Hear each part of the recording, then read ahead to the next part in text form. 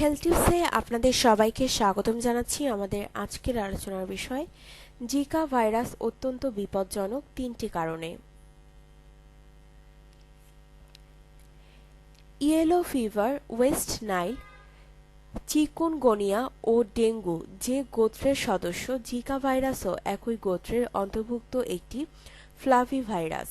তবে উপরোক্ত ভাইরাসের কয়েকটি টিকা বা চিকিৎসা থাকলেও জিকার কোনো টিকা বা চিকিৎসা এখনও নেই বলে এক প্রতিবেদনে বিষয়টি জানিয়েছে ফক্স নিউজ। শিশুর মারাত্মক ক্ষতি।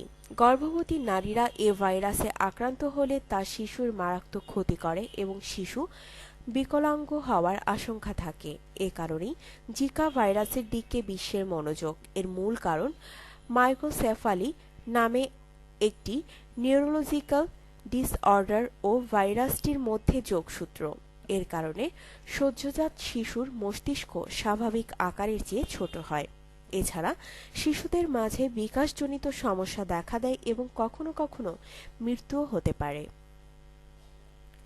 শুধু গর্ভবতী নারী শিশু নয়, অন্যরাও আক্রান্ত হয়। এই ভাইরাসটি আক্রমণ করলে শুধু গর্ভবতী নারী ও শিশুর যে ক্ষতি হয় তা নয়, অন্যরাও এতে আক্রান্ত হয় এবং প্রাপ্তবয়স্কদের মস্তিষ্কে তা বাসা বাঁধে।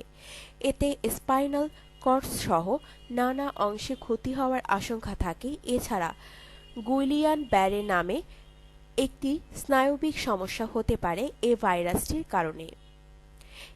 এর সমস্যায় প্যারালাইসিস পর্যন্ত হতে পারে। দ্রুত ছড়িয়ে পড়ে। এডিস মশার মাধ্যমে দ্রুত এ ভাইরাসটি ছড়ায়। ভাইরাসটির সংক্রমণ ঘটেছে এমন কোনো রোগীকে এডিস মশা কামড়ানোর মধ্য দিয়ে এর স্থানান্তর হয়। পরে ওই মশাটি অন্য ব্যক্তিদের কামড় দিলে তা ছড়াতে পারে। এরপর ওই ব্যক্তিদের মাধ্যমেই ভাইরাসটির বিস্তার ঘটতে থাকে।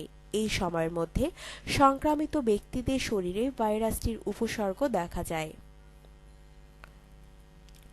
বর্তমানে বিশ্বের ২২টি দেশে এ ভাইরাস ছড়িয়ে পড়েছে এবং বাকি দেশগুলোতেও দ্রুত ছড়িয়ে পড়ার আশঙ্কা রয়েছে।